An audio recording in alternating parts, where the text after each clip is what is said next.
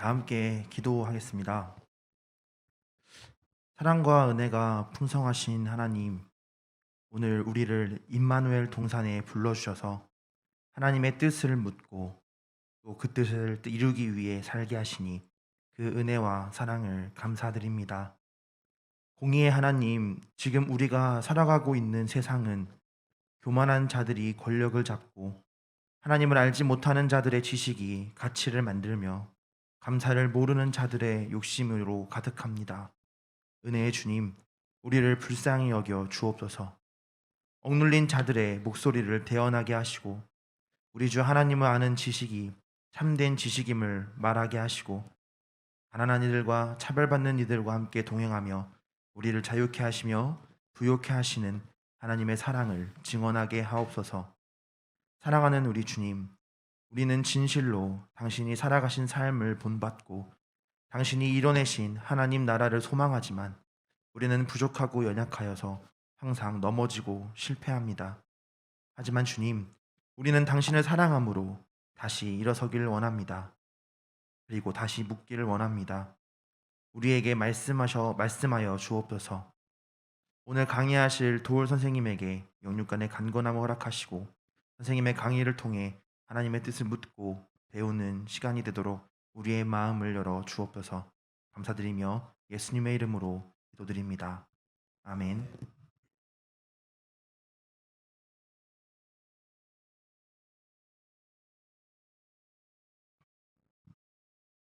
네, 우리 도울 선생님 강의 시간이 짧으시니까 간략하게 인사 말씀드리도록 하겠습니다. 먼저 임마누엘 동산을 찾으셔서 우리에게 좋은 말씀 해주신 것 정말 다시 한번 감사드립니다. 제가 취임 앞두고 찾아뵈었을 때 선뜻 신대원에서 강의 꼭 해야 돼라고 말씀하셔서 그런 것들이 이루어지게 됐는데요. 정말 우리 시대의 스승으로서 이렇게 좋은 깨달음 주실 때 우리 모두가 깊은 울림이 있게 되기를 바랍니다. 우리 한신대학교가 82주년이 이제 되죠. 4월 19일이니까 내일 개교기념식을 합니다. 준비를 하면서 제 마음속에 또 하나의 대학으로서의 한신대학 무슨 의미가 있을까? 82년 전 하나님이 세우실 때 그저 그만한 대학 가운데 하나가 되기를 원하지는 않으셨을 것이다. 벚꽃 엔딩이라는 말처럼 대학들이 문을 닫는다고 할 때 단지 생존한다는 것이 무슨 의미가 있을까? 교수들이 요즘 그렇게 얘기합니다. 한국의 대학은 이제 좀비 대학과 좀비 아닌 대학만 남을 것이다. 살아남더라도 좀비 대학이 무슨 의미가 있을까? 도대체 우리 민족에게 세계 한신대학은 어떠한 대학으로 서 있어야 할 것인가? 이러한 깨달음을 선생님 강의를 통해서 우리가 많이 배우게 되리라고 기대합니다. 여러분 강의 마칠 때까지 함께 선생님과 좋은 지식의 깨달음의 시간들을 가지게 되시기를 바랍니다. 도울 선생님 또 함께 오신 부장님 또 함께 모두 감사를 드립니다. 고맙습니다.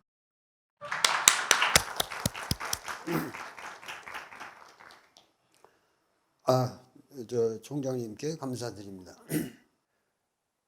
이번 주간이 고난의 주간입니다. 이 고난의 주간을 당해서 우리가 오늘 이 강의를 하게 된 것 참 의미가 깊다고 생각합니다. 오늘은 여러분들과 민중신학은 한신대에서 발생을 한 신학이죠. 어떤 의미에서 우리 조선의 세계사적으로 볼 때 신학사에서 유니크한 위치를 가지는 신학이지만 그거를 한신대 하나에다가 제가 이렇게 귀속시킬 수는 없지만은 그 민중신학을 만든 분들이 대부분 한신대에서 활동하신 분들이고 한신대 교수님들이고 물론 연세대학교에 계셨던 서남동 박사 같은 분도 계시지만 뭐니 해도 그 민중신학은 세계적으로 가장 핵심적 사상가가 안병무 선생님이시죠. 그래서 안병무 선생님을 저는 상당히 어려서부터 이렇게 우리 큰형님 다 친구분이고 그래가지고 집에서 항상 뵙고 하여튼 제가 여기 귀국했을 때도 너 참 그 어려운 박사 끝냈다. 그리고 아주 그 박영숙 선생님하고 정말 그렇게 아담하게 깨끗하게 멋있게 사시고 있는 집에 제가 귀국하자마자 초대를 받아가지고 저녁도 아주 맛있게 제 처와 이렇게 대접을 받았던 느낌이 있습니다. 그리고 그 당신이 상당히 사적인 그 이야기도 저에게 많이 들려주셨고, 특히 이제 한국 신학연구소라고 하실 적에 제가 거기 이사 노릇을 했어요. 그래서 이사회에 주기적으로 가서 만나 뵙고 그러기 때문에 저로서는 아주 인연이 깊습니다. 근데 그 오늘 할 얘기들이 너무 많은데 이 안병무 선생님은 평안남도, 그러니까 청천강이 그 평양이 있고 그 위가 청천강이 흐르잖아요. 평양 시내로 흐르는 게 이제 대동강이고 그 위에 청천강이 흐르는데, 청천강이 그 중간쯤에 좀 올라가면 안주라고 있어요. 안주. 영변 여러분들 영변의 약산 진달래꽃 그것도 다 그쪽 지역인데, 안주 밑에가 이제 신안주가 있는데, 정확하게 이 양반은 신안주에서 태어나신 분이죠. 근데 집안이 대대로 한의사 집안이에요. 그러니까 뭐 한의사라는 것보다도 의사 집안이죠. 그 당시는 뭐 양약이라는 게 없었으니까. 근데 그 대대로 지켜오는 그런 의사 집안이라서 그 아버님이 아주 한의사시고 그 아주 대단히 그 소위 말해서 용한 의사였던 것 같아요. 그 집안의 의사들이. 그래서 그러니까 할아버지, 이 양반의 할아버지가 자기 아들을 의사를 안 시키려고 이 녀석아 뭐 그걸 왜 이제 다 지나갔는데 지금 구태여 한의사 노릇을 하려고 그러냐? 그래가지고 공부를 안 시키려고 했는데, 하여튼 그 선천에서 이제 부인을 얻어가지고 선천댁이라고, 선천댁이 왔는데, 선천댁이 처음에 시집을 와서도 이 집에서 이제 이 남편이 몰래 그 의학 공부를 이제 한의사 자격증을 따기 위해서, 그러니까 뭐 그 황제 내경이나 이런 것부터 쭉 해야 되니까 굉장히 근데 머리가 좋으셨던 분 같아요. 그 아버님이. 그래가지고 그 어렵게 한의사를 따가지고 그 만주로 가버려요. 그러니까 옛날에는 부인들 그냥 고생 시키고, 그래서 뭐 밤에는 그 선천댁이라는 자기 어머니죠. 이 안병무 선생의 어머님이 이렇게 어렵게 남편 공부시키고 그 몰래 불 밝혀가서 공부하게끔 해주고, 낮에는 하루 종일 또 그냥 밭에 가서 밭일하고 그러면서 딸을 처음에 둘을 낳는데 딸 둘이 다 그냥 낳자마자 세상을 떴대요. 그런데 그냥 밭일하다가 그냥 안병무가 쑥 나와버린 거죠. 그래가지고 집에서 하여튼 그렇게 어렵게 길렀는데, 그 돌도 되기 전에 이 아버지는 한의사가 돼가지고는 떠나버린 거예요. 그러니까 그 옛날에 그 떠난다는 것 자체가 지금은 잘 모르지만은 여자고 뭐고 뭐 상관없이 그냥 가버린 거죠. 그래서 만주에 가서 아마 이제 자기가 의사 노릇을 할 때가 좋은 데가 만주라고 생각한 모양이죠. 그래가지고 용종 그쪽으로 이제 자리를 잡게 되는 거예요. 거기에다가. 그런데 이 아버지라는 분이, 이 안병무 선생의 아버지라는 분이 천하에 둘도 없는 남봉꾼이라.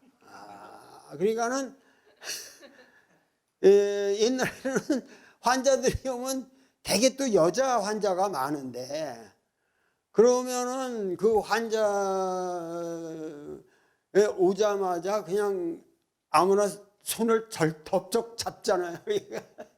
맥을 봐야 되니까. 그러고 이 양반의 그 이분의 이제 특징이 뭐냐면은, 만주에 가서 이걸 해도 이 치료비를 안 받았다네. 치료비가 없이 하는 거. 그러니까 이 양반의 아주 탁월한 전략일 수도 있고, 그러니까는 이제 이 사람들이 점점 꼬이는 거죠. 용한 의사다 이래가 젊은 사람. 그래 봐야 이 사람은 이제 20대인데.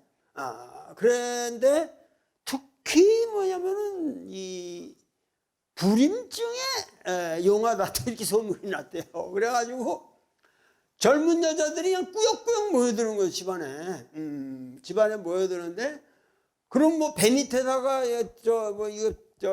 자궁이 허하다고 그래서 뜸을 떠야 되고 뭐 하고 그러니까 그냥 홀라당 베껴 놓고 하니까, 그러다가 이제 또 일나고 뭐 여자 관계가 아주 복잡한 거죠. 그러니까 이 안병무 선생님은 사실은 이 기독교라는 거는 첩질 안 하는 사람들이 모인 곳이다.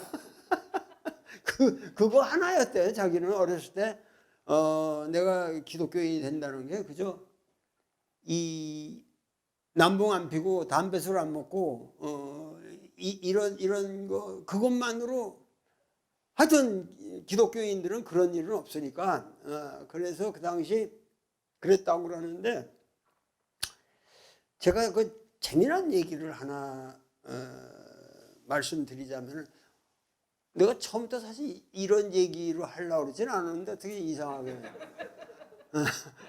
진맥하는 얘기부터 시작이 되버렸네.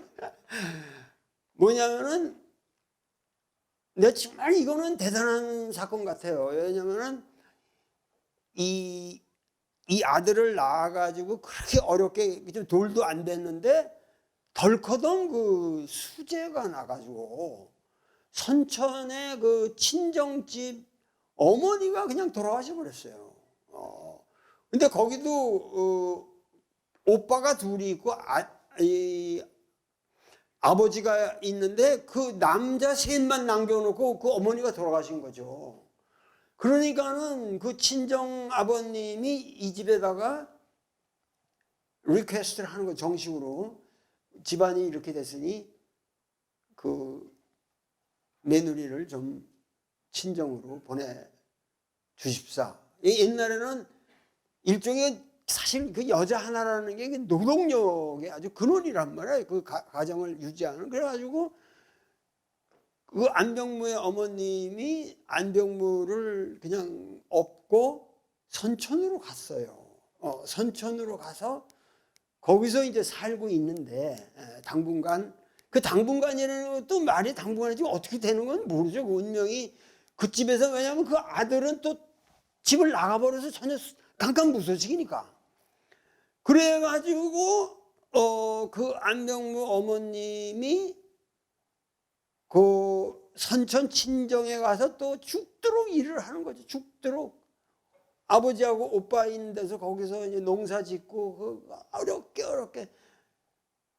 그런데 이제 그 남편이 만주로 몇시 기차로 간다. 이 소식을 누가 그 아는 사람이 전해준 거예요. 네 남편이 갈 테니까 선천역에 가서 만나봐라. 그래도 그렇게 무정하게 떨어뜨릴 수는 없는 거 아니냐. 그러면 이 선천댁은 그러니까 안병무의 엄마는 그 아들 하나 그냥 등에 업고 한 돌도 안 된 아기를 등에 업고 아무 준비 없이 그냥 행주 하고 있다가 그냥 흐르고 나가서 옛날에 기차역이라는 게 그냥 아무것도 없잖아요. 플랫폼하고 여기 이제 칙칙칙칙 하고 들어왔다가 떠나는 것 뿐인데 거기서 쭉 서 있는 거예요. 서 있는데 남편 얼굴이나 하나 보려고 마중을 나왔는데 남편이 딱 그야말로 멋있는 양복을 촥 입고 삐까번쩍하는 세비로에다 구두를 신었는데 그 옆에 아주 모던 거리 같이 있는 거죠. 그러니까 거기서 그 순간에 보통 같으면은 엉엉 울면서 세상에 이럴 수가 있냐 원망하면서 집으로 돌아가면은 자기 친정으로 가는 거 아니에요. 결국 뭐 자기 본가로 가는 것도 아니고 친정으로 가서 그래도 오빠들이랑 자기 친정 아버지를 보살피면은 효녀라는 소리는 들을 거 아니지 저기에서. 그런데 아무것도 없이 그냥 나갔던 그 선천댁이 그 순간에 그냥 기차에 올라가 버린 거죠. 아무 준비 없이. 뭐 티켓이 있어 뭐가 있어. 그래가지고 그냥 옥신각신해가지고 그 여자를 그냥 내쳐버린 거예요. 그리고는 그 남편은 거기 앉아가지고 꺼벅꺼벅 하면서 자기 부인하고 자기 애를 쳐다보고 있는 거죠. 그래서 이 안병무의 탄생은 그 순간에 탄생한 거예요. 안병무는 그걸 계기로 해서 만주에 와서 만주 영종에서 은진학교 다니고 공부를 할 수 있었고 유학을 갈 수 있는 모든 게 마련이 되는데 그 순간이 선천댁이 예쌍하고 올라타는 기차에 올라타는 순간이란 말이에요. 그러니까 자기는 실존주의라는 거는 나는 벌써 돌 때 거기에 그 결단에서 일로 가도 문제고 절로 가도 문제인데 이 여자는 어떤 길을 택했냐? 자기가 되는 길을 택했다는 거. 자기가 진짜 원하는 건 내 남편을 붙잡아야 되고 내 아들을 살려야 되는데 어떻게 그런 용기? 그러니까 그 시골 여자가 그 편벽한 기차 플랫폼에서 그냥 아무것도 없이 기차에 딱 올라타는 그 결단, 그것이 오늘의 민중신학을 낳은 겁니다. 그러니까는 나중에 그 안병무가 물었대요. 어떻게 그렇게 그런 생각이 그런 결단을 내릴 수가 있었냐? 얘놈아, 네가 있었지 않았냐? 어? 네가 내 아들이 내 가슴에 있는데 뭘 너를 살려야지. 선천댁은 문자도 몰랐고 평생 문맹이었어요. 문자도 몰랐고 전혀 개념적 사유가 없는 언어가 그렇지만은 결국 민중신학의 정신이 여기서부터 싹 트는 거예요. 언어적 개념에 전혀 오염이 없는 상태에서 그 인간이 내리는 결단.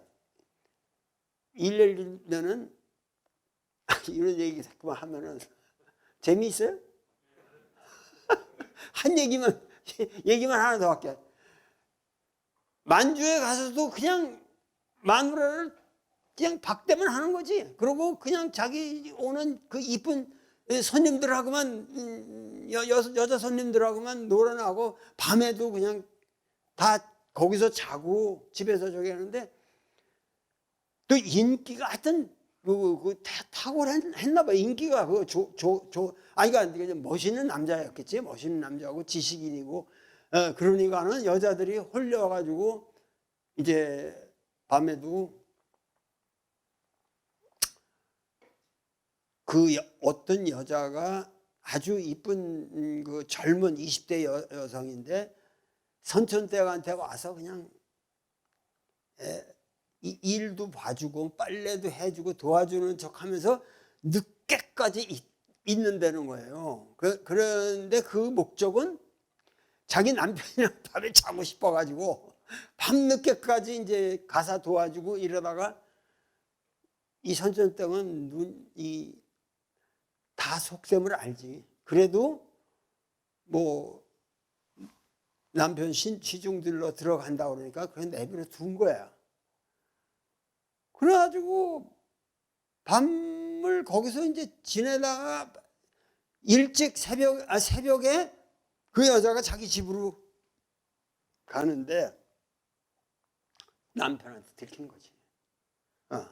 남편이 발각을 해가지고 야 이년아 어디를 너 분명히 그 의사놈이랑 자다가 오는 거지 이러면서 그냥 죽여버린다 그러면서 낫을 쳐들고 그냥 오는 거야. 아니 그 정말 찍어 죽일 수도 있지. 그래가지고 이 쳐들어 오는데 우리 옛날에 이 민중의 삶이라는 걸 한번 생각해 보시라는 거예요. 이게 낫을 쳐들고 이 쌍놈 새끼 죽여버린다고 오는데 그야말로 죽을 판이지. 그 뭐 물불을 가리지 않고 덤벼드는데 선천댁이 딱 나서 순식간에 나서가지고 왜 이러시냐고. 당신 부인이 나하고 계속 일하다가 갔는데 왜 그렇게 흥분해서 저기 하니까 이 사람이 멋쩍어가지고 돌아왔다. 남편을 알고 그 여자 산 거예요. 네? 그 순간에 그 얘기들 저기에서 어떻게 엄마는 그럴 수가 있습니까? 근데 딱 그 하시는 말씀이 선천댁 하는 말이 인간이 불쌍해서 그 인간이 불쌍해서 그걸로 끝이래. 그러고 나서 그 사건 이래로 부인을 홀대를 못하게 됐다는 거야. 부인을 홀대를. 그러면서 밭대기라도 마련해서 자기 아들을 안병문을 은진중학교 보낼 돈을 모으고 이래가지고 나중에 결국 일본 와세다 대학까지 유학을 시키는 거예요. 그러니까 내가 이 얘기를 왜 하냐 하면은 그야말로 우리 그 민중신학이라고 할 때 민중이라는 말이 뭔가? 그 민중이라는 말이 그야말로 그 독일에 가서도 안병무 선생님이 말씀하시 민중신학 근데 민중이 뭐냐? 잠깐 독일 신학자들하고 얘기를 하다 보면 민중이 뭐냐? 네가 말하는 민중을 뭔지 좀 설명해 달라. 서양 말에는 민중이라는 말이 없다 이거예요. 설명이 불가능하다 이거예요. 민중이라는 건 우리끼리는 얘기가 되는데 서양의 마가복음에 지금 가장 적용은 물이라고 번역된 오클로스라는 말을 가지고 우리가 민중신학에서 쓰지만은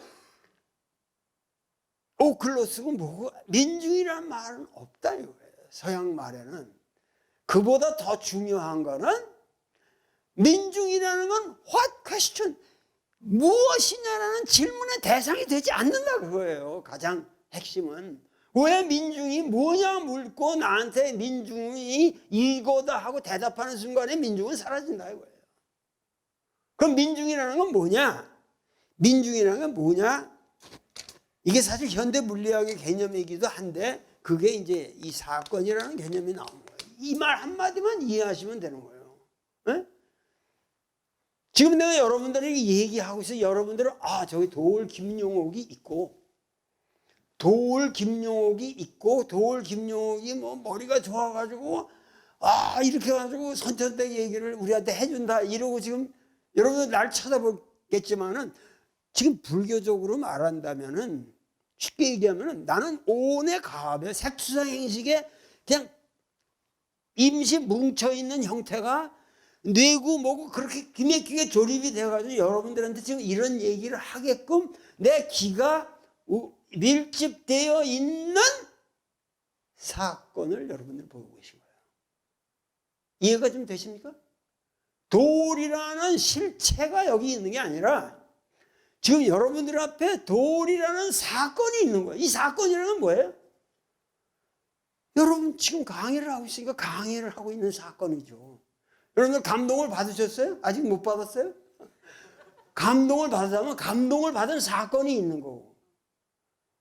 그러니까 예수라는 것 자체가 여태까지 모든 신학에서, 오늘 강의 시간이 너무 짧은데, 이 예수라는 이것이 뭐냐면은 여태까지는 인격체로서가 않았다는 거예요. 인격.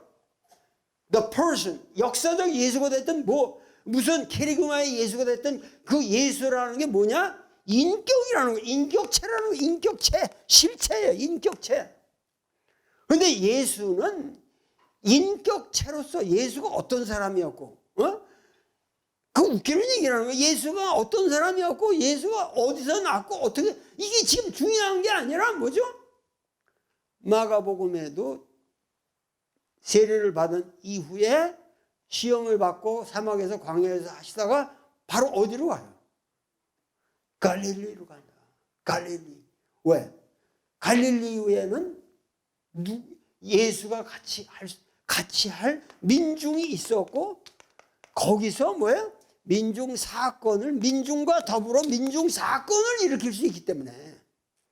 그러니까 예수라는 것은 인격이 아니라 사건이라고, 사건. 근데 이 사건의 특징이 뭐죠? 사건의 특징이라고 하는 걸 오늘도 강성용 총장님하고 식사를 하는데 여기 대보명가라고 여러분들 수유리 419탑 앞에 기내키는 음식점이 있어요. 하여튼 우리나라 이 고전적인 음식을 깔끔하게. 근데 그걸 같이 먹는데 음식은 강 총장이 얘기하는 세 가지 조건이, 세 가지 간이 맞아야 됩니다. 음식에 대해서 간이 맞는다는 건 뭐예요? 이 좀 짠맛이 간이 맞는다는 세 가지 간인데, 세 가지 간이 하나는 시간이 맞아야 되고,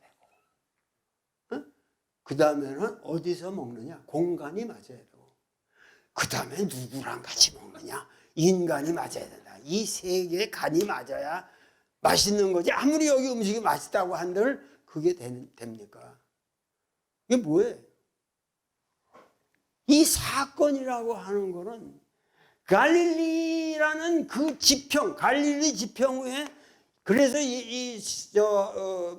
우리 안동구 선생께서 갈릴레아의 예수라는 글을 쓰셨지만은 그 책에서 말하고 하는 게 뭐냐면, 예수는 갈릴리의 지평 후에 예수지만은 이 갈릴리라는 지평은 뭐예요? 이게 고정된 지평이 아니라 뭐예요?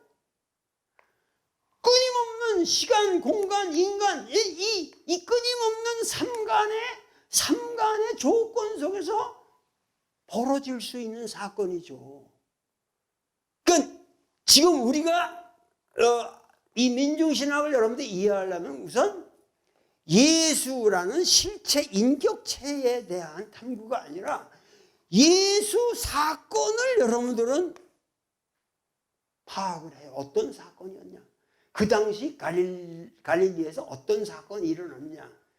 사실 예수 사건이라는 건 AD 30년경 아니에요? 근데 마가복음이 쓰여지는 게 언제예요? 예루살렘 성전이 멸망한 AD 70년 직후에 쓰여지는 거예요. 그럼 여기 몇 년 차이가 있어요? 40년 차이가 있어요, 벌써. 그 당시 40년이면. 그러니까 여기 예수는 예수 사건이, 여기 예수가 상대로 한 예수의 민중이 있어요. 예수의 민중이. 응?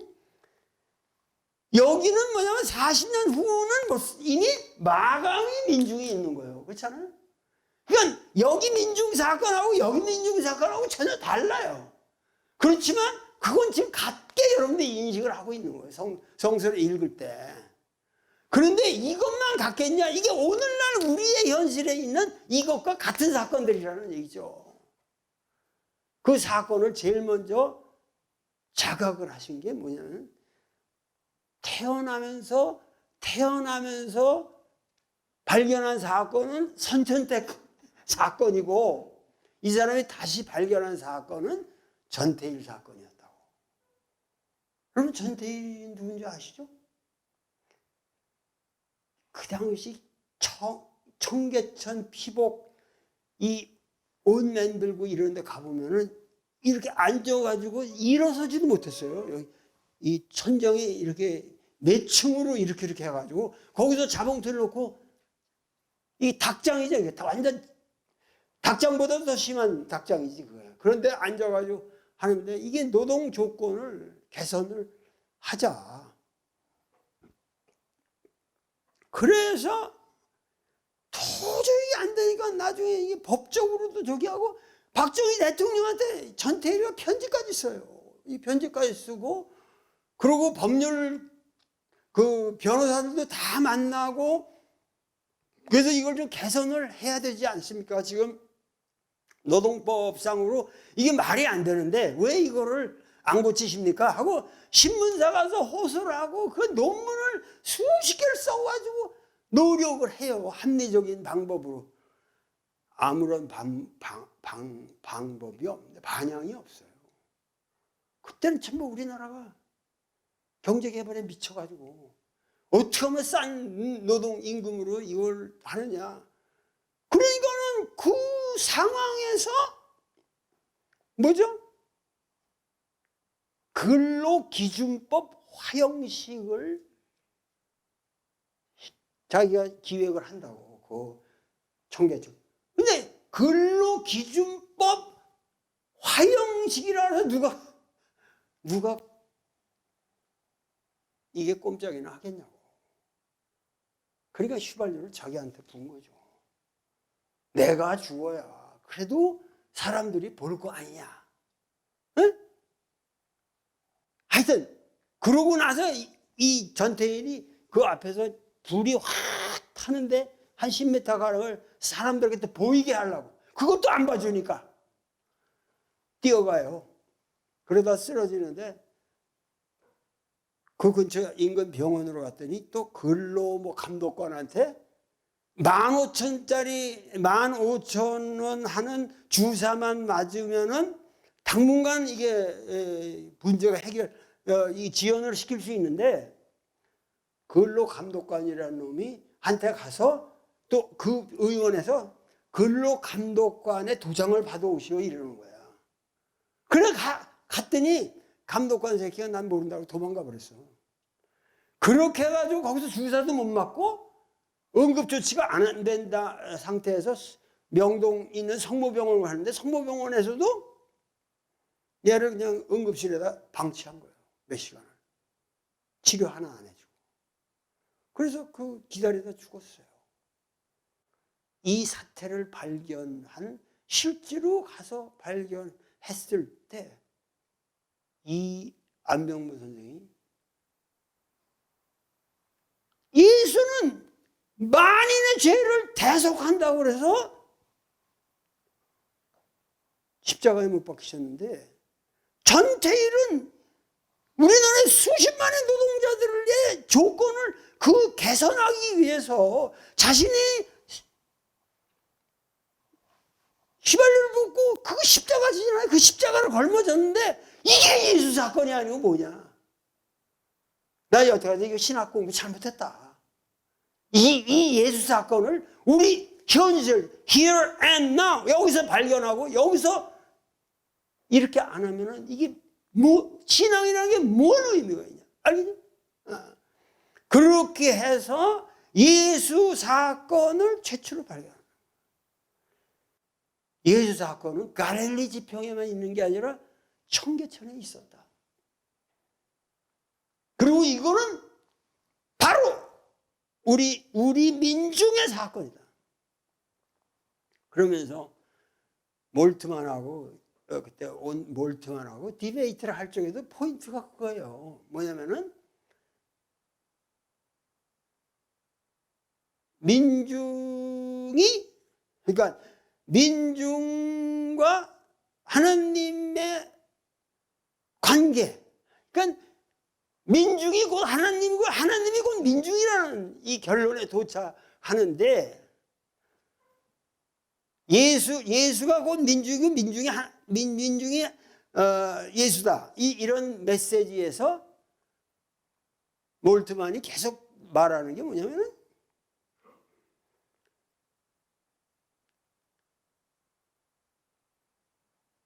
예수가 민중일 수는 있으나 어떻게 민중이 예수냐? 서양 사람들은 그걸 억셉트 못하는 거죠. 어떻게 민중의 구원이, 그게 민중이 스스로 예수라고 그런다면 어떻게 되는 거냐? 그러니까는 그러한 민중 신학에서는 그건 신앙이고 뭐고 사라져. 하나님이라는 존재가 사라진다. 예수가 사라진다. 끊임없이 몰트만하고 이 대결한 포인트가 뭐냐면은, 예수가 민중이고 민중이 곧 예수라는 말은, 민중은 민중 사건을 통해서 민중이 스스로를 구원해 나간다. 예수는 그 민중 사건에 참여한 사람이지, 예수가 민중을 구원하기 위해서 UFO 타고 온 놈이 아니라 이거야. 외계에서 진입한 예수가 아니라고요. 예수라는 건 갈릴리 사람이고, 갈릴리의 그 풍진 속에서 태어난 갈릴리의 그 민중과 더불어 활동한 사람인데, 그것이 예수가 곧 구원이고 민중이 곧 구원. 그러니까 민중은 민중 스스로를 구해 나간다. 이제 이게 상당히 어려운 많은 신학적인 문제를 제기를 하지만은 서양에 없는 이론이 나온 거죠. 이건 서양에 없는 이론이에요. 그 함석헌 선생 같은 사람들도 기본적으로는 종교 다원주의를 모든, 아니 예수가 말하는 내용이 노자가 말한 거면 그걸로도 되지 않냐? 그건 뭐 꼭 예수가 말해야 되느냐? 함석헌 선생은 여기서도 이 한국신학대학에서도 노장 사상을 강의하셨잖아요. 함석헌 선생님하고 저하고는 또 인연이 깊어요. 왜냐하면 바로 천안에서 씨알 농장을 하셨잖아요. 씨알 농장이 천안에 있었다고. 우리 집은 천안에서 제일 큰 병원이었고, 그러니까는 왕래가 많죠. 왕래가 많은데, 하여튼 이렇게 얘기하다 이제 이거 한이 없고, 그렇게 하다가 뭐냐면은 결국은 이 사건이라는 말을 좀 쉽게 조금 깊이 있게 여러분들에게 이해를 시키려면은 성서를 가지고 한번 제가 얘기를 해보죠.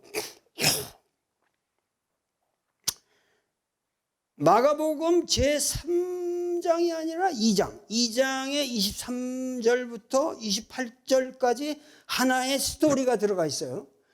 이 스토리를, 이런 이야기를 불트만은 아포프테그마라는 표현을 씁니다. 이 아포프템이라는 하나의 그 예수님 말씀, 그러니까 이 소위 말해서 로기온 자료를 가지고 이제 이 말씀을 하는데, 그 핵심은 27절에 이런 말이 있잖아요. 안식일이 사람을 위하여 있는 것이지 사람이 안식일을 위하여 있지 않다라는 유명한 얘기인데, 이거는 확실한 예수님 말씀으로 원래 있었던 거라 이거예요.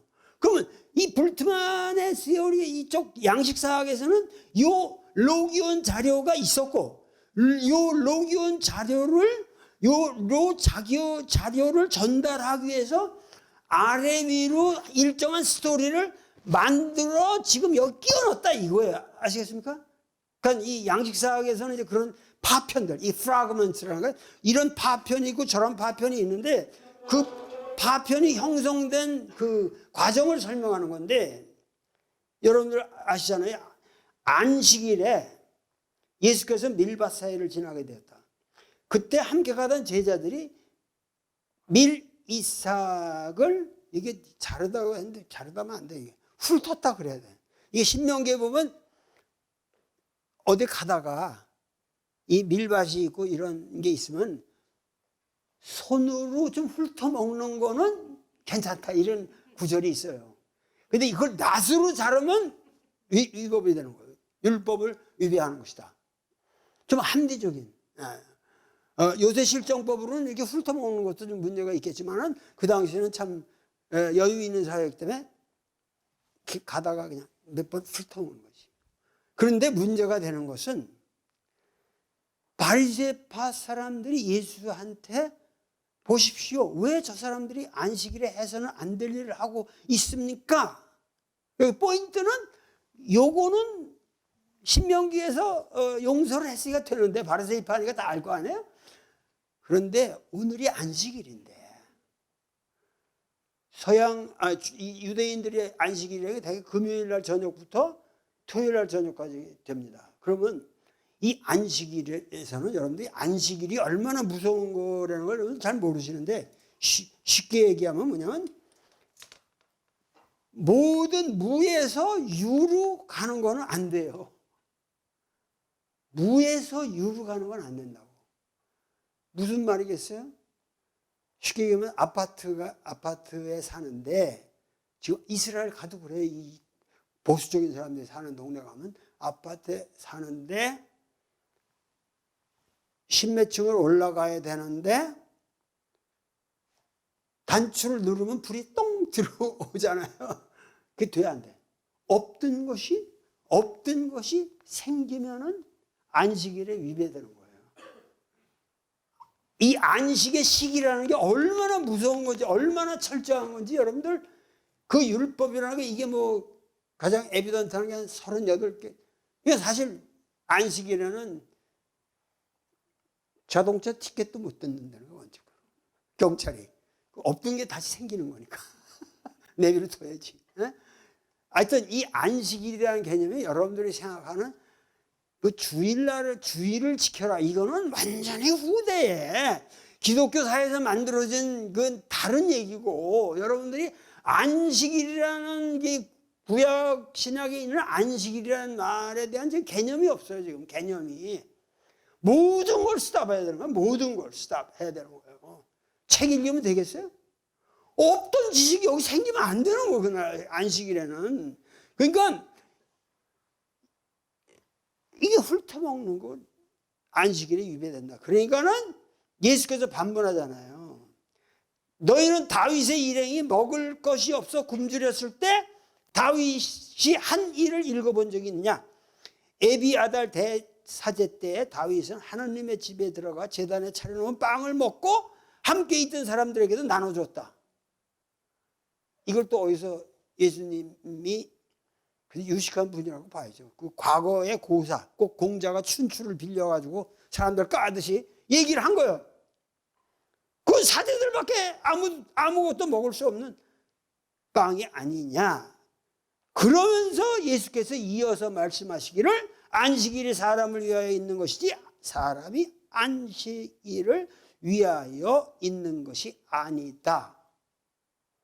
그 다음에 이 말씀에 지금 사건이라는 말은 이 사람이 안식일을 위하여 있는 것이 아니다라는 예수의 말씀 자료가 선행했던 것이 아니라, 그 당시 예수께서 가실 적에 제자들이 배고팠던 사건이 있었다. 그것이 전부라는 거예요. 배고프니까 훑었고, 그거는 안식일과 무관한 행동이기 때문에 예수는 이 말을 한 거다. 그러니까 제일 중요한 거는 말씀 자료가 아니라 뭐예요? 사건이라는 거죠. 배가 고팠던 사건이라는 거죠. 그러니까 기독교가 오늘날 문제 된다면 민중들의 배고픈 사건, 요새는 배고픈 사람이 너무 적어가지고 이게 참 어려운 시대가 되고 있는데, 그러면서 하신 말씀이 따라서 사람의 아들, 여기 인자라는 말이 나오잖아요. 그 인자라는 것도 전부가 뭐냐면은 이 아포칼립틱한 하나의 그 종말론적인 그런 맥락에서 쓰는 말이다. 천만에 그 신학에서 말하는 게 틀렸어요. 사람의 아들은 그런 식으로 쓰지 않고 온갖 컨텍스트에 따라서 다 나옵니다. 이 사복음 다 분석해 보시면 이 사람의 아들이라는 게 꼭 이 종말론적인 맥락에서 나오는 말, 특수한 말이 아니에요. 사람의 아들은 뭐예요? 나 예수가 요셉의 아들이고 사람의 아들이라는 거예요. 이 사람의 아들이야말로 뭐야? 안식일의 주인이다. 그건 뭐예요?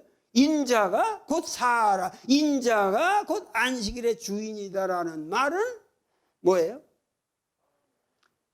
사람 모두가 안식일의 주인이다 이 말씀이죠. 그러니까 이 민중신학의 민중이라고 하는 것에 이거는 뭐예요? 민중이라는 건 우선 민중이라는 게 특징이 뭐죠? 개체가 아니라는 거예요. 지금 바울 신학의 가장 큰 문제점이 뭡니까? 바울 신학의 가장 큰 문제점이 개인의 구원이라는 거예요. 하느님의 의로우심에 의하여 내가 마지막 날에 나의 영혼이 구제를 받는다. 그거를 위해서 준비해라. 그러니까는 바울에 있어서는 인간의 영혼의 구원이죠. 예수에게 있어서는 개인적 영혼의 구원이 아니라 뭐예요? 자기가 속해 있는 집단의 사람들이, 그 모든 집단이 같이 구원을 받는 사건만 있는 거예요. 사건. 5,000명을 조그만 음식 덩어리 가지고도 5,000명이 나누어 먹는 사건이 있었던 거예요. 그 사건에 앞서서 뭐예요? 그냥 헐벗고 굶주려가지고 길거리에 모여라 그러면 5,000명 모일 수 있는 그 굶주린 민중들의 현실이 있었던 거예요. 그 현실 속으로 예수는 들어갔고 민중과 더불어 하느님을 발견한 사람이죠. 사람의 아들로서, 사람으로서. 그러니까 이러한 지금 민중신학의 가장 핵심적인 것은 여기에 뭐라고 그러냐면은 이런 거예요.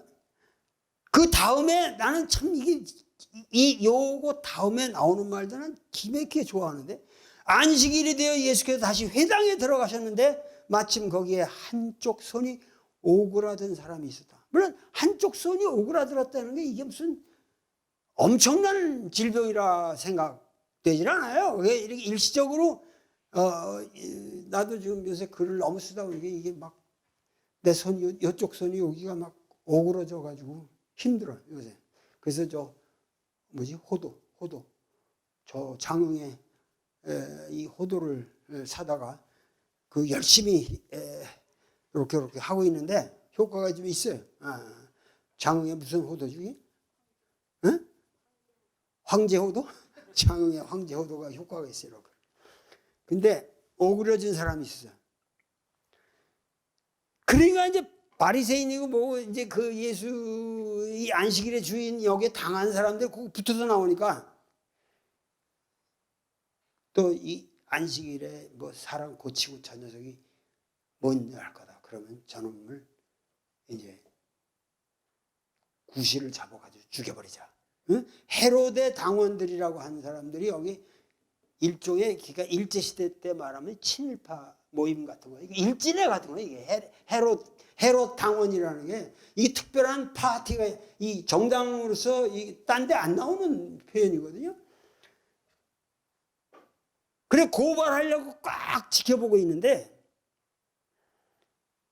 예수께서 손이 오그라든 사람에게는 일어나서 이 앞으로 나오너라 하니까 이 사람이 나온단 말이에요.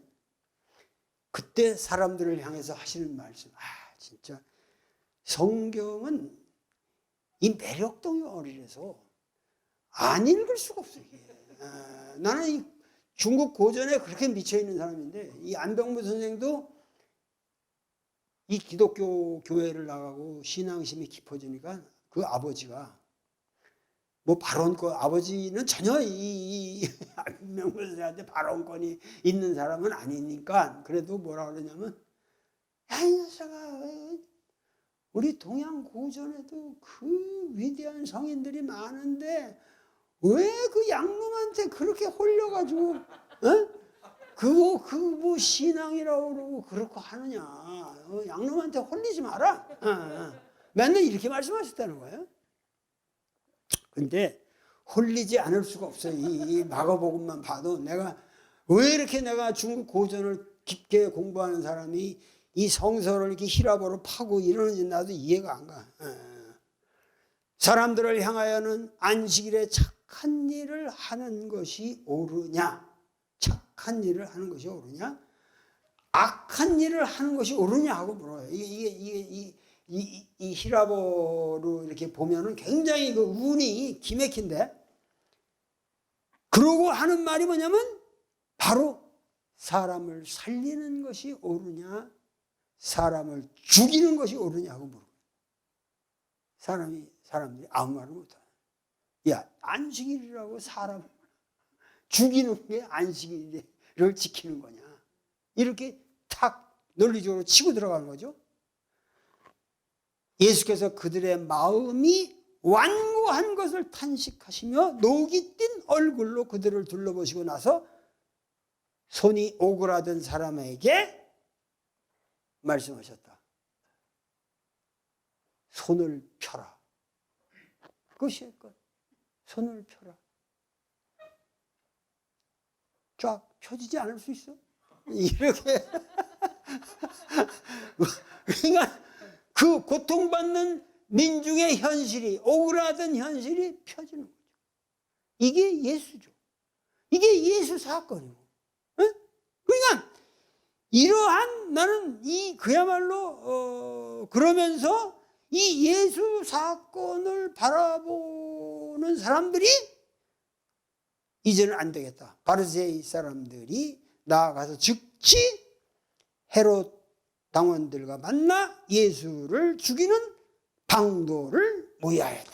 벌써 이건 사역의 초기인데 벌써 예루살렘에 가서 예수가 성전을 지었고 십자가에 처해지는 그 모든 비극적 결말이 이미 예수 사역의 초창기에 나타나는 거죠. 근데 우리가 지금 예수 사건을 얘기한다면 제가 다음 주 이 시간에 여러분들에게 그래도 이 강의가 저로서는 두 번 다시 하기 어려운 강의예요. 지금 저는 그 저술 스케줄이 너무 빡빡해서 또다시 이런 강의는 못해요. 그래서 여러분들이 이 많은 우리 기장의 목사님들께서 이 강의를 보시고 상당히 감동을 받는다 그러면서 격려의 말씀을 많이 전해주셨는데, 격려의 말씀을 여기다가 보내지 마시고 신도들에게 설교하시면서 이 강의를 좀 봐라. 이게 우리 기장의 정신이다.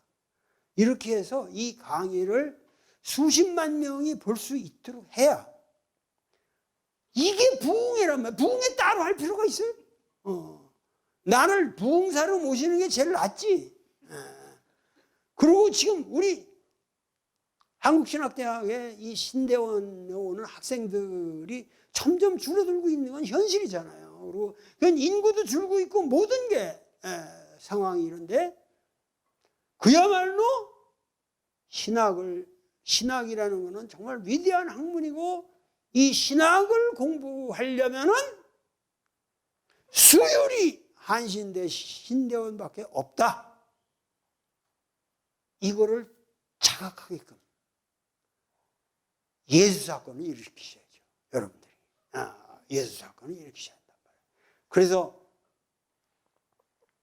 많은 사람들이 예수 사건에 동참하고 예수가 구원의 길로 이끈 그 길 그대로 이 신대원에서 생활을 할 수 있도록 여러분들이 꼭 도와주셔야 한단 말이에요.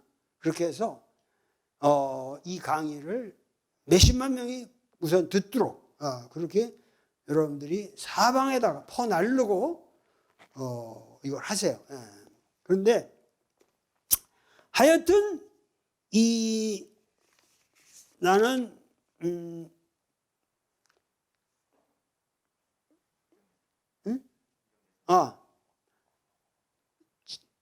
요 다음 주일에는 제가 김경재 선생님을 모시기로 했어요. 그래서 왜냐하면 이게 좀 사실 기념비적인 강의이기 때문에 제가 이거 여러 번 할 수도 없는 거고. 그런데 김경재 선생님은 상당히 동학에도 일가견이 있으신 분이고, 우리 동학연구사에 있어서 김경재 선생님의 이론이 상당히 초창기부터, 그러니까 네덜란드에서 박사를 하셨잖아요. 우틀레 대학이라는 거기서 아주 우수한 대학인데 거기서 아주 공부를 하시고 여기 오셔서 초창기부터 이 동학하는 사람들과 같이 이 교류를 하셨어요. 최동희 선생, 뭐 신일철 교수라든가 우리 그리고 표영삼 선생 이런 분들하고 교류를 하시면서 상당히 폭넓게 공부를 하신 분이기 때문에 그분의 생각을 여기다가 담을 수 있겠다. 담을 필요가 있다. 그래서 제가 부탁을 드렸어요. 그랬더니 상당히 요새 건강도 나쁘고 어려우나 선생님께서 그렇게 좋은 자리를 마련하셔가지고 간청을 하는데 제가 가겠습니다. 그래서 다음 주는 김경재 선생님의 아주 유려한 강의를 듣게 되실 거예요. 저도 같이 들으면서 선생님하고 같이 토론도 하고 그러겠습니다. 그런데 중요한 것은 결국은 왜 우리가 지금 여기에서 민중신화까지 오는 과정에서 내가 여러분들과 얘기를 하고자 하는 것은 결국은 19세기 중엽에 우리나라에 예수 사건이 있었다. 그거는 갈릴리 수준이 아니고 자그만치 30만 명이 그 신념 때문에 죽어 넘어간 백이민족 30만 명이 피를 흘린 그 민중사건, 그 사건의 주인공인 최수은이라는 사람은 기독교가 이 땅에 들어오면은 우리 민족의 정신이 썩게 생겼다라고 우려한 사람이에요. 우려한 사람이라고. 왜냐면은 기독교라는 게 뭐냐면 서양 제국주의의 가면을 쓰고 들어와서 교회당이나 높게 지어놓고 과거에 옥황상제 해가지고 사기치던 새끼들 논리랑 똑같다. 그러니 이거는 타락한, 지금 우리가 이 타락한 불교를 넘어서고 이 샤머니즘을 벗어나야 되는데 기독교는 이거는 완벽한 타락한 샤머니즘의 이론이다 하고 분개를 하신 분이에요. 이런 분이 그 삶을 보면은 완벽하게 예수의 삶과 똑같아요. 무슨 얘기냐면은 처음부터 자기가 득도를 해서 포덕을 하기 시작할 때부터 이미 이 사람은 자기가 조선 왕조의 사상과 자기는 병립할 수 없기 때문에 자기는 죽을 수밖에 없다는 걸 알아요. 처음부터. 그렇고 19세기 중엽에 그야말로 정다선이니 이런 사람들이 다 목민심서를 써서 어떻게 하면 조선 왕조를 일으키고 그 목민을 하느냐 하는 것에 관심을 가질 때 우리나라 사람으로 그 생각하기 어려운 거죠. 조선 왕조는 멸망한다. 그렇기 이것 때문에 우리는 새로운 세계를 만들어야 한다. 이거는 예수의 복음을 들은 사람이 아니에요. 우리 사상, 천지를 다시 개벽해야 된다. 이 개벽의 논리를 가지고 조선의 역사를 완전히 뒤바꾸려고 했던 그 사나이는 정확하게 예수처럼 공생의 3년을 살고 일반 요한복음으로 하면 3년이 되고 마가복음으로 하면 1년이 되는데 하여튼 정확하게 3년의 짧은 공생애를 살고 그 공생애 동안을 통해서 정확한 메시지를 남겨요. 근데 그 메시지의 특징이 뭐냐? 우리 민족의 가장 위대한 측면인데 뭐냐면 최수우는 자기 메시지가 자기 로기온이 뭐냐면은 초대교회의 조작에 의해서 왜곡될 수 있다라고 하는 거를 너무도 잘 알았어요. 그러기 때문에 그 후계자를 선발할 때도 반드시 뭐냐? 최해월이라는 그 탁월한 인물을 선천댁 같은 사람을 선택한 거예요. 문자 하나 모르고 그 많은 지식인들 제자들이 있는데 해월은 선천댁 같은 사람이에요. 순간적인 결단력이 있고 책도 안 읽었지만 그만큼 순결한 마음을 가지고 있고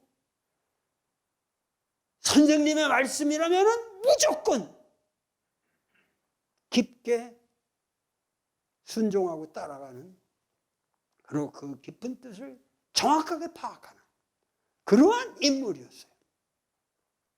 그 많은 쟁쟁한 지식인들이 거기에 많은데 경주가 거기가 얼마나 여러분들 지식의 그 터전인데 거기에 후계자를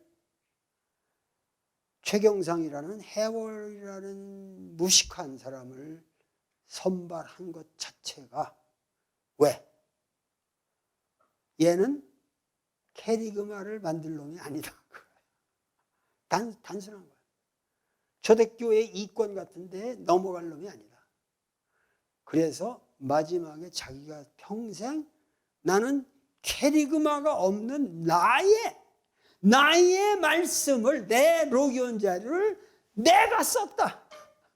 이거를 너는 반드시 네가 죽기 전에 나는 곧 죽을 것이다. 그러나 네가 이거를 반드시 출판해라. 사본은 안 된다고 그랬어요. 사본으로 하면 어떻게 돼? 흔히 복사를 하면서 이 새끼들이 다 고치니까 사본은 안 된다. 내 원고대로 출판하라. 당시 그렇게 도발이 치고 도망다니면서 그거를 출판한다는 게 쉬운 일이 아닙니다, 여러분들. 당시 조선 왕조에서. 그런데 해월은 그거를 정확하게 해내요. 그래서 1880년에 강원도 인제 산골에 숨어서 최초로 동경대전과 용담유사를 간행해냅니다. 목활자본으로. 그러면서 오늘날의 이 위대한 동학의 원자료가 남은 거예요. 그러니까 우리가 지금 이 성서 자료하고는 비교가 안 되는 거예요. 이 성서 자료와 동경대전 자료는 물론 이게 한 2000년, 1800년의 시간을 격한다 그래 그게 문제가 아니에요. 이 동학의 자료는 정말 고귀한 자료입니다. 그리고 한글 가사 용담유사는 더 감동적인 것은 서양 언어에 일본 놈들이 들어와서 외정을 만들기 전에 그리고 근세 우리나라 그 선교사들이 와서 이 성서 번역이 나오기 이전의 조선 사람들의 언어를 그대로 쓰고 있습니다. 그러니까 완벽하게 오염 안 된 우리말, 그걸로 쓴 사사조로 쓴 가사를 통해서 자기 사상을 남겨요. 우리 조선 사람들이 보통 사람들이 아니에요. 이게 여러분들이 우리 조선의 이 전승이, 문화 전승이라는 걸 여러분들 깊게 여러분들이 좀 느낄 줄 알면은 오늘날에 왜 우리가 이렇게 이 꼴이 되고 있는지, 그러면서도 이렇게 우리 민족이 지금 경제적으로나 문화적으로 모든 군사적으로, 군대도 뭐 세계 6위 강국이라고 그러고, 경제도 뭐 거의 10위 강국이라고 그러고, 문화적으로는 뭐 BTS부터 뭐 영화부터 무슨 뭐 오징어 게임이고 뭐고 다 쓸고 있잖아요. 그런데 그게 어디서 오느냐? 한신 정신에서 오는 겁니다. 한신 정신에서. 한신 정신은 어디서 왔냐? 선천댁과 같은 그런 순수한 한국인의 직감에서 나오는 거예요. 직감. 그러니까는 우리가 동학을 알아야 되고, 그러니까 이 서양 사람들은 이해가 안 되는 거죠. 그러니까 이미 사건으로서의 예수는 어떻게 돼? 예수님을 뭐 사랑하고 예수님의 이게 아니에요. 그게 아니라 예수의 민중 사건에, 여러분들은 이 민중 사건을 지금 여기서 발견하고 거기에 참여하고 거기 있는 모든 사람들을 구원해 나가야죠. 오늘날 우리가 생각해 보면은 어떻게 해서 이 꼴이 됐냐? 내가 이런 말 하면은 여러분들이 저렇게 말해도 되냐 그러지만은, 어떻게 해서 윤석열이가 대통령이 됐냐? 난 이런 게 아직도 실감이 안 나서 세상 안 보고 살아요. 지금 여기 와서만 강의를 하는 거예요. 그런데 거기에 대처하는 이 소위 말해서 진보적인라고 하는 지식인들의 행태를 여러분들 한번 보라 이거예요. 지금 오늘날 지금 대통령 선거에서 졌다면 이게 엄정한 하느님의 심판을 받은 거예요. 여러분들이 이거를 갖다가 어떻게 말할 수가 없어요. 이 선거라는 건 공정한 거예요. half가 찍었더라도 한 표라도 지면 진 거예요. 근데 어떻게 우리가 이렇게 질 수 있는 이 지경까지 왔냐? 여기서 우리 민중의 구원이라는 건 무엇이냐? 대답하기가 요새는 난감합니다. 나는 지금 이 양반, 누구지? 안병무 선생님이 계시면 정말 붙잡고 울고 싶어요. 민중이 어디 있고 민중사건을 어떻게 만들어야 되느냐. 이 여러분들이 고민해야 할 문제라고. 그야말로 지금 서울시장 선거 하나라도 이건 확실하게 지금 어떻게든지 이런 대통령 선거에서 졌다면 서울시장 하나라도 확실하게 우리가 다시 끌어내올 수 있는, 이게 뭐겠어요? 오세훈이라는 사람을 그렇게 우습게 보면 안 돼요. 그건 민중이 이미 선택한 사건인데, 의지기 뜨지기 서로 나가겠다고 경쟁만 벌리고 있고, 이런 상황에서는 깨져도 한참 깨질 게 뻔하죠. 뭔가 그런 거를 초월할 수 있는 그야말로 예수 사건이 필요한 거예요, 지금. 근데 아무도 자기 희생이라든가 십자가에 못 박힐 생각 안 해요. 그리고 자기가 나가면 된다, 이런 추태만 보이면서 지금 이 사태가 굴러가고 있어요. 그럼 과연 우리는 어디로 갈 것인가? 나는 가슴이 아파요. 요새 솔직히 말해서 세상 보기도 싫고. 그러니까는 진정으로 우리가 지금 뭐냐면 이 예수 사건이라는 게 뭔가 결국은 이 안병무 선생은 나중에 말년에는 무로부터의 창조다 이런 것도 상당히 이론적으로 많은 문제가 있는 이론인데 그런 것도 동양 철학적으로 생각을 하셨어요. 무로부터의 창조라는 것 자체가 그 무가 뭐 서양에서 말하는 무가 아니고 이게 노자의 헐거다. 노자가 말하는 헐거다. 그렇지 않으면 불교에서 말하는 무아의 아나트마일 것이다. 결국은 예수가 제일 마지막에 예수를 찾아가서 무덤을 봤더니 어떻게 됐어요? 무덤이 비었다. 그 빔이라는 거를 우리 동양 철학적으로 해석해야 되지 않을까? 비었기 때문에 다시 갈릴리 사건이 일어나는 거죠. 그 많은 사람들이 전태일을 기억한다는 것은 뭐죠? 그러면서 계속 노동운동이 일어났다고 하는 것은 전태일은 그 기억 속에서 부활한 거죠. 예수 사건이죠. 완벽한 예수 사건이에요. 그렇기 때문에 오늘날 우리가 정말 끊임없이 이 부활할 수 있는 길이 무엇이냐. 오늘 우리 민족이 내가 지금 명의궤라는 걸 쓰고 있는데 명의궤라는 궤를 지금 풀고 있는데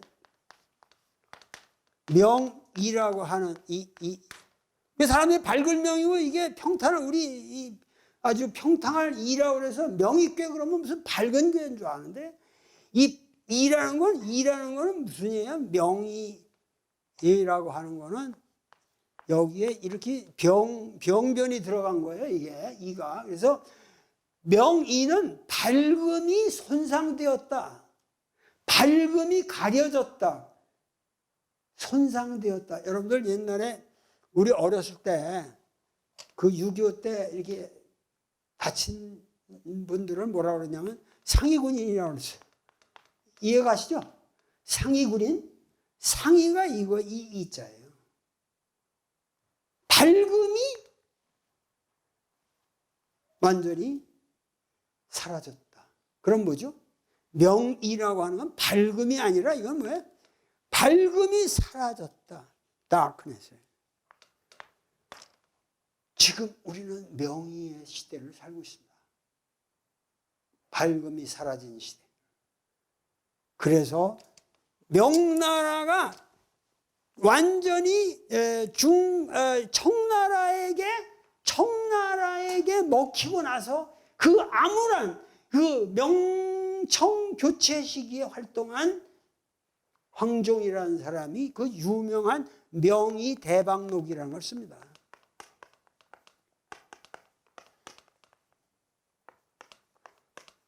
명의 대박록이라는 그 유명한 책을 들어본 적 있어요? 명의 대박록이 뭔지 몰라? 야, 신학을 해도 이런 건 알아야지. 그래도 명의 대박록은 유명한 책이에요. 딱 펼치면 원군, 이 원이라는 캐묻는다 그 말에. 군주 이 새끼가 도대체 뭐냐 캐물어라. 군주를 우리가 어떻게 다시 정의하자. 그 다음에 원신, 신화가 뭐냐, 그 다음에 원법, 법이 뭐냐 하고 들어가는데 완전히 루소의 사회계약록보다 이게 100년 앞서요. 그런데 임금의 여태까지 군주와 이런 군신상하 모든 이 민중의 이거를 리디파인한 거죠. 뭐예요? 명나라가 망했다. 이것도 그 문자 그대로 이거예요. 뭐 명나라 밝은 명이니까 명나라가 완전히 망했는데 그 명의 속에서 나는 누군가가 나를 방문해서 이 나의 이론을 실현할 수 있는 그날을 기다리며 쓴다. 명의 대박록이라는 유명한 책이 있습니다. 기맥힌 책이죠. 명의 대박. 명의 대박. 지금 우리는 우리 시대에 여러분들이 명의 대박록을, 여러분들의 명의 대박록을 써야 할 때라고 생각합니다. 오늘 강의는 여기서 끝내도록 하겠습니다. 감사합니다.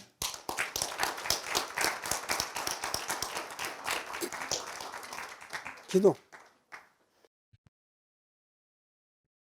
하겠습니다. 창조주는 늘 그러했듯 우리에게 좋은 것만을 주십니다. 인간된 우리에게 가장 선한 길로 가는 것, 최고의 가치가 되는 것을 주시며 우리를 그의 나라로 인도하시는 것, 이러한 하나님의 뜻이 바로 참 인간이며 참 하나님이신 예수 그리스도를 통해 계시되었음을 고백합니다. 우리들의 실존에서 매 순간 최선의 향유를 할 수 있게끔 설득하시는 하나님, 당신은 언제나 우리의 삶 가운데서 보이지 않는 손길로 우리를 인도하십니다. 지금 한신이라는 이름 아래 모인 이 자리 또한 각자의 학문과 경건의 고향을 위하여 당신께서 이끄신 자리라는 것을 깨닫게 하옵소서. 신앙 없는 신학은 공허하며 신학 없는 신학은 맹목적입니다. 주여, 우리들 각자의 신앙에 경건을 허락하시고 신앙을 의식할 수 있는 능력 또한 허락하여 주옵소서. 세상에서 각자가 삶을 구현하는 방식은 다르구나. 주님께서는 우리들의 왕이시며 우리는 그의 백성이라는 명제를 기억하게 하시고 이를 통해 각자가 삶의 자리에서 주님의 종으로서 맡은 본분을 알 수 있게 이끌어 주옵소서. 참 인간이며 참 하나님이신 예수님, 우리 모두가 당신을 믿음으로써, 삶으로써, 우리의 시간 속에서, 그리고 그것이 변화되는 영원한 지금 속에서 당신의 사랑과 시간과 생명에 참여하게 하옵소서. 예수 그리스도의 이름으로